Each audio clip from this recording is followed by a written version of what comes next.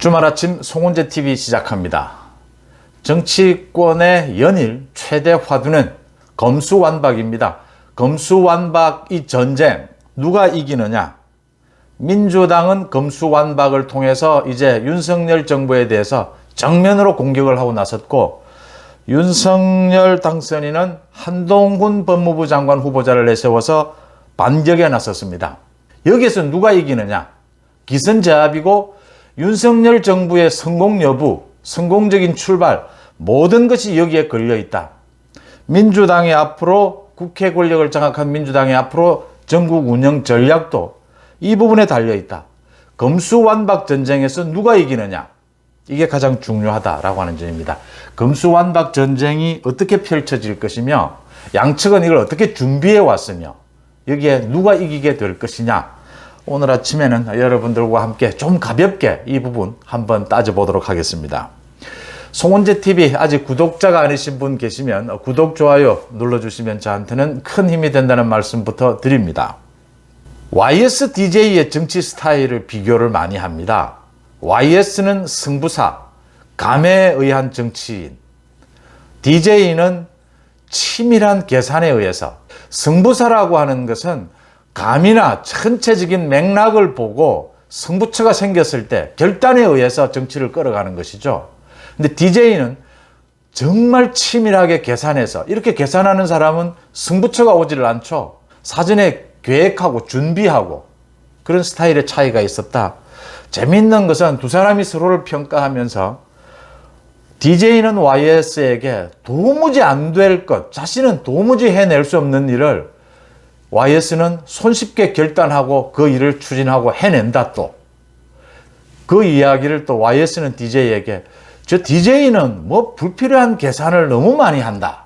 딱 보고 감을 잡으면 그대로 결단해서 밀어붙이면 될 일을, 서로가 이렇게 이야기해서 그 당시에 화제가 되기도 했습니다. 이런 승부사적인 정치인이 있고 치밀하게 계산하는 정치인이 있다. 윤석열 당선인은 어느 쪽이냐? 현재로서는 승부사에 가깝다. YS와 DJ라면 YS 쪽에 가깝다라는 말씀을 제가 드립니다. 이유는 두 가지 때문입니다. 당선인이 되고 난 다음에 두 가지 승부수를 던졌습니다. 하나는 대통령실 용산 이전이고, 또 하나는 법무부 장관의 한동훈을 임명한 것입니다. 발탁한 것입니다. 이게 왜 승부수냐? 승부수는 그 승부수가 통하지 않으면 그 승부수를 낸 사람이 치명타를 입게 됩니다. 자신만의 그걸 뚫어낼 수 있는 의지 또는 어떤 통찰력, 이런 부분들을 갖고 있어야 합니다. 그렇지 않다면 전체를 놓고 꼼꼼히 계산하고 따지는 사람에게 이길 수가 없습니다. 일반적으로 법무부 장관의 한동훈을 발탁한 것이라든지 대통령실을 용산으로 저렇게 바로 이전해버리겠다, 취임하기 전에 이전해버리겠다, 저런 결단은 일반적인 현상에서는, 뭐 정치 전문가라고 하는 사람들은 저런 주장을 해서는 안 되고 저건 비합리적인 겁니다. 일반적으로는. 근데 저게 왜 중요하냐? 윤석열 당선인은 지금 박빙의 승부로 대선을 이겼고 압도적으로 이기지도 못했고, 지금 문재인 정권은 아직 살아있고, 그 다음 국회는 민주당이 장악하고 있습니다. 문재인 정권과 민주당은 자신들이 살기 위해서라도 윤석열 정부의 출범에 발목을 잡아야 합니다. 이런 상황에서 윤석열 당선인은 자신의 스타일도 결단을 내리는 승부사적인 기질이 있고, 이 상황을 뚫고 나가기 위해서는, 성공적인 출발을 하기 위해서는 승부처가 필요하다, 승부수가 필요하다, 이렇게 판단한 겁니다. 이게 서로 맞아떨어지는 것은, 윤석열 당선인과 한동훈 후보자는 모두 특수통입니다. 특수부 검사라고 하는 것은, 특수수사라고 하는 것은 소위 대한민국에서 힘있고 돈 있는 사람들이 저지르는 범죄를 수사하는 것이 특수부 수사입니다. 힘있고 돈 있는 사람을 수사를 하려면 그들의 약점을 정확하게 알고 그들의 약점에 정확하게 칼을 쑤셔 박을 수 있어야 합니다. 만약 조금이라도 오차가 생기든지 실패하든지 타이밍을 맞추지 못하면 그걸 수사를 하는 검사가 당합니다. 그만한 힘을 갖고 있지 않습니까? 재벌이라든지 뭐 권력, 살아있는 권력은 검사에게 역공을 가할 수 있는 힘을 가지고 있지 않습니까? 그러니까 특수수사를 한 경험이 많은 사람들은 승부사가 될 수밖에 없는 것이죠. 이제 수사를 놓고 이겨야 하니까 그 힘과 돈을 가진 사람을 이겨내기 위해서는 승부사가 될 수밖에 없다. 그런 기질이 있고요. 제가 대통령실을 용산으로 이전하는 부분, 그 다음 한동훈을 발탁하는 부분, 이런 결단의 부분은 적어도 보수 우파에서는 이거는 조금 무리해서 말씀을 드리면 묻지마 지지를 해줄 수밖에 없다. 이건 윤석열 당선인을 믿고 윤석열 당선인의 고유의 자기만의 통찰력, 정보를 가지고 판단을 내리는 부분이기 때문에 이거는 일단 지지를 할 수밖에 없다라고 하는 부분입니다. 그러니까 일반적으로 이렇게 취임하기 전에, 지금 뭐 취임하기 전에 대통령실을 용산으로 이전하는 것은 이제는 좀 어려워졌지만 이렇게 밀어붙이는 것이 일반적으로는 좀 비합리적입니다. 전체 지금 여야의 정치 판세를 보고 한동훈 검사장을 법무부 장관으로 발탁하는 것은 일반적으로는 무리한 것입니다. 그러니까 파격입니다. 윤석열 당선인은 파격이 아니다라는 설명을 계속했는데 일반적으로는 파격입니다. 그럼에도 불구하고 보수 우파, 국민의힘에서는 윤석열 당선인의 이 두 가지 결단에 대해서 전폭적인 지원을 해야 하는 이유는 윤석열 당선인만의 결단이기 때문입니다. 승부수기 때문입니다. 지금 국회를 장악하고 있는 민주당 금수완박에 대해서 이런 승부수가 아니면 이겨낼 수 없다. 성공적인 정부 출발을 할 수 없다라고 윤석열 당선인만의 판단을 했고 통찰을 하고 있고 이걸 이겨낼 수 있다라고 하는 것을 지금 주변에서는 알지 못하는 윤석열 당선인만의 어떤 감이 있다라고 하는 부분입니다. 한동훈에 대해서 이런 부분입니다. 한동훈에 대해서 지금 얘기가 굉장히 많이 나오는데 뭐 집안에 굉장히 돈이 많다, 뭐 처갓집에 돈이 많다, 뭐 좋은 집안이다, 법조인 집안이다, 뭐 강남에 좋은 곳에 살고 있다. 또 양복, 뭐 이런 코트가 참 잘 어울린다. 그 머플러가 또 뭐 인기를 끌고 이러지도 않았습니까? 뛰어난 특수부 검사다까지요. 그것은 제가 말씀을 드렸던 부분입니다.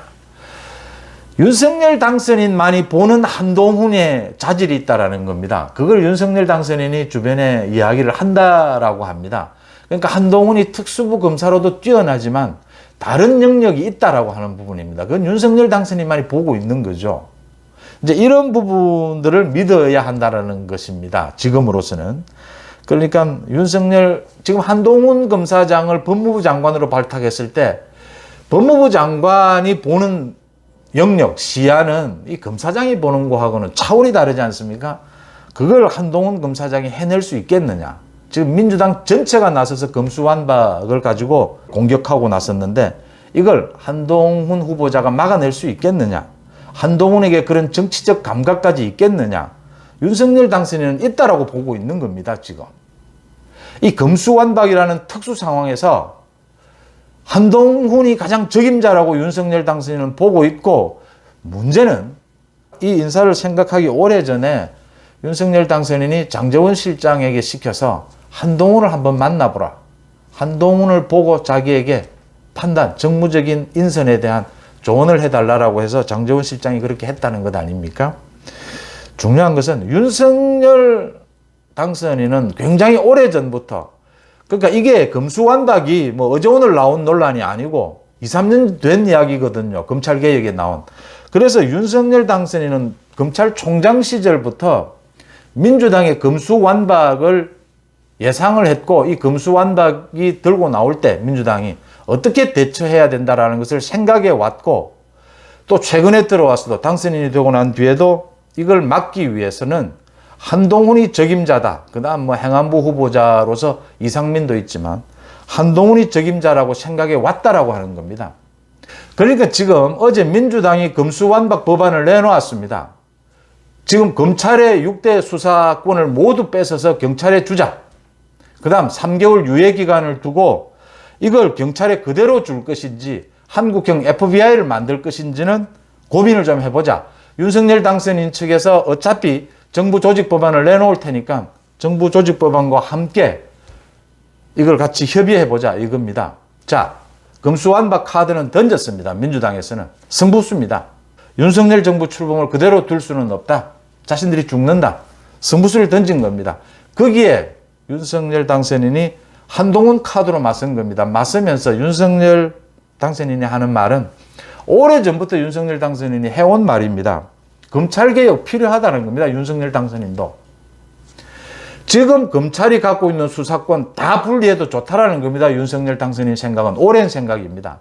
그러니까 검찰의 수사권과 기소권 분리해도 좋고 이 수사권을 떼내서 여러 개 공수처 지금 만들어져 있지 않습니까? 뭐 중수처를 만들어도 좋고 뭐 한국형 FBI를 만들어도 좋고 일부는 경찰에 가도 좋다라는 겁니다.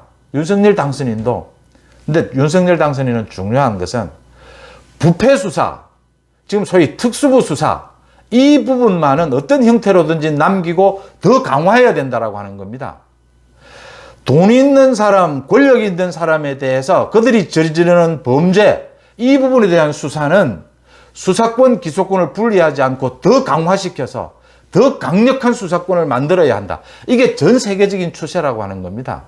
윤석열 당선인이 보고 있는 것은 이것이 지켜진다면 수사권, 기소권 분리, 검찰 개혁 괜찮다라고 하는 겁니다.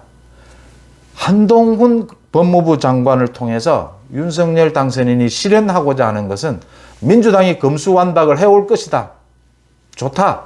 여기에 검수완박 돼도 한동훈 법무부 장관 밑에 반부패 수사팀, 국회의원, 권력, 힘 있는 재벌 그들이 저지르는 범죄에 대해서는 앞으로 더 강력하게 수사 기소권을 분리하지 않고 더 강력한 힘을 줘서 대처하는, 수사하는 그런 기관을 만들겠다.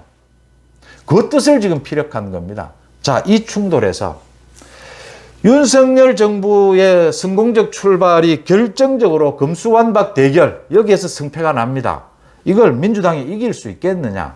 첫째, 한동훈을 넘어설 수 있겠느냐입니다. 민주당이 지금 검수완박 논리가. 민주당의 검수완박 논리가 너무나 허술합니다. 아무런 대책 없이 지금 수사권을 뺏어놓고 경찰에 줘놓고 그럼 경찰은 그렇게 권한이 커지는데 어떻게 할 것이냐 하니까 3개월간 협상을 하자. 윤석열 정부 측과 협의해서 정부조직법을 정비하겠다라고 하는 겁니다. 이미 논리적으로 무책임하게 너무 서두르고 있다는 이 느낌, 국민들의 여론이 좋아질 수는 없지 않습니까? 이 부분을 한동훈 후보자가 꿰뚫고 있는 겁니다. 지난 5년 동안 무슨 짓을 했길래 야반도주하듯이 이렇게 검수완박을 추진하느냐. 핵심을 찌른 말입니다. 검수완박, 검찰 수사 기소권 분리하자는 겁니다. 윤석열, 한동훈도. 그런데 이렇게 하자는 것이냐? 이거 지금 뭐 하자는 것이냐? 야반도주하는 식이다. 논의해서 하자는 겁니다. 돈 있고 힘 있는 사람들에 대한 반부패 수사는 더 강화하자라는 겁니다. 그 다음 나머지는 민주당의 의견대로 분리할 수도 있고 경찰에 줄 수도 있고 공수처도 또 더 활성화시키고 하자는 겁니다. 이 어느 쪽이 합리적이고 어느 쪽이 논리적입니까? 이 논리를 민주당이 이길 수 있겠느냐라고 하는 겁니다. 그 다음 두 번째, 윤석열 당선인과 지금 한동훈 후보자가 보이고 있는 여러 가지 전략적인 대응들이 굉장히 오랫동안 준비해 왔고 단지 이런 검수완박만이 아니라 검수완박이 가져올 정치적인 영향 이런 모든 것까지를 계산하고 있다고 하는 겁니다. 윤석열 당선인은 최소한. 지금 윤석열 당선인이 어제 안철수 인수위원장과 약간의 갈등이 있는데 안철수 위원장에게 양해를 구한 부분도 지금은 민주당과 전쟁을 하는 시기다. 이 전쟁이 끝나고 좀 안정을 하게 되면 안철수 인수위원장이 추천하는 많은 사람들도 기용을 하겠다, 내각에. 지금은 민주당과 전쟁을 하는 시기다. 지금은 자신에게 인사를 맡겨달라. 자신의 결단을 믿어달라는 거거든요. 마찬가지입니다. 이런 정무적인 감각이 맞다라고 하는 겁니다. 설득력이 있다라고 하는 겁니다. 말은 협치, 통합이지만 지금 민주당은 자신들의 국회 권력을 가지고 윤석열 정부와 전쟁을 선포한 겁니다. 거기에 윤석열 당선인도 물러서지 않겠다. 필요하다면 전쟁이라도 하겠다라고 한 그 카드가 소위 한동훈, 이상민 카드인 겁니다. 어쩔 수가 없는 상황이다. 민주당이 검수완박을 저렇게 들고 나온 만큼 검수완박을 돌파할 수밖에 없다. 그래서 지금 한동훈을 내세운 것이다. 이게 윤석열의 승부처고 설득력이 있다라고 하는 겁니다. 민주당이 지금 박병석 국회의장을 넘어서야 하고 그 다음 필리버스터를 넘어서서 살라미로 가지고 넘어서야 하고 국회에서 통과시키려면 정의당의 협조를 구해내야 하고, 그 다음 문재인 대통령의 공포를 한다라고 하는 이 단계도 넘어서야 한다. 이 단계마다 국민적인 여론, 반대 여론에 부딪히게 될 것이다. 민주당이 이걸 다 뛰어넘고 금수완박을 해낸다 하더라도 그 다음 윤석열 당선인, 윤석열 대통령은 준비하고 있는 겁니다. 좋다. 금수완박을 하더라도 한동훈 법무부 장관 산하에 부패 수사를 하는 팀을 만들어버리겠다. 그 다음 뭐 여러 가지 제약, 특검을 임명하는 것은 또 국회에서 추천하게 되지만 이런 제약은 있지만 상설특검, 법무부 장관 이름으로 할 수 있다. 또 경찰로 수사권을 넘긴다 하더라도 경찰에 대한 인사권은 대통령이 쥐고 있는 겁니다. 이상민 행안부 장관 후보자, 이상민을 임명한 이유도 거기에 있는 것이죠. 금수완박을 완료하더라도 대처할 방법은 얼마든지 있다라고 하는 게 윤석열 당선인의 메시지입니다. 이런 상황에서 민주당이 무리해서 금수완박을 끌고 갈 수 있겠느냐? 또 여론은 어떻게 움직이겠느냐? 또 문재인 대통령은 어떤 결정을 하게 될 것이냐? 김호수 검찰총장이 자신을 탄핵해달라. 문재인 대통령과 만나자. 지금 뭐 금수완박을 막기 위해서 뭐 직을 던지는 것은 물론 모든 것을 하겠다. 김호수 검찰총장이 저러는 것은 이 금수완박을 민주당이 이렇게 무리하게 밀고 나가는 것이 실패할 것이다, 이기지 못할 것이다 라는 걸 김호수는 본 겁니다. 김호수로서는 꽃놀이 패인 거죠. 민주당이 이렇게 무리하게 금수완박을 들고 나오면 김호수는 거기에 대해서 더 강력하게 반대해 나가면서 자신의 입지도 세우고 검찰총장직도 유지할 수 있고 정치적인 명분도 얻게 되는 겁니다. 김호수로서는 꽃놀이 패인 거죠.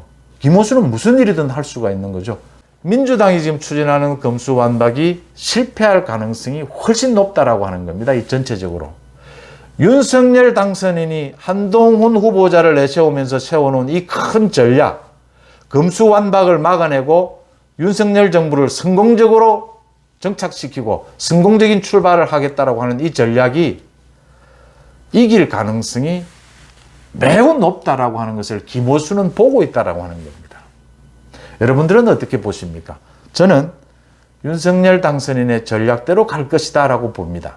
윤석열 당선인이 내놓은 성부수, 대통령실을 용산으로 이전해버리겠다. 한동훈 후보자를 통해서 금수완박을 박살내버리겠다. 윤석열 당선인의 전략이 맞아떨어질 것이다 라는 쪽으로 생각이 기우는 까닭입니다. 송은재TV 마칩니다. 고맙습니다.